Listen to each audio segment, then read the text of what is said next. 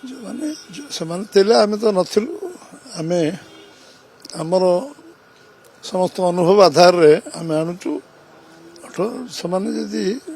କରିବାର ସୁଯୋଗ ତ ଭଗବାନ ତାଙ୍କୁ ବହୁତ ଦେଇଛନ୍ତି ଲୋକଙ୍କ ଆଶୀର୍ବାଦରେ ସେମାନେ 78 ବର୍ଷ ଶାସନରେ ଥିଲେ ସେମାନେ କରିପାରିଥାନ୍ତେ ପୁଣି ସେମାନେ ଯଦି କରିଥାନ୍ତା ତ ଓଡ଼ିଶାରେ ଦୁର୍ଗତି ହେଇନଥାନ୍ତା ଓଡ଼ିଶାର ସବୁ ସମ୍ଭାବନା ଥାଇକି ଓଡ଼ିଶା ଏ ଅବସ୍ଥାରେ କାହିଁ ଥାନ୍ତା ତେଣୁ ଯେଉଁମାନଙ୍କର କହିବାର ଅଧିକାର ଥାଏ ଯେଉଁମାନେ ସୁଯୋଗ ପାଇନାହାନ୍ତି ସୁଯୋଗ ଯେଉଁମାନେ ପାଇଛନ୍ତି ସେମାନେ କହିଲେ ଲୋକ ତାକୁ ଗ୍ରହଣ କରିବେନି ଇଲେକ୍ସନଟା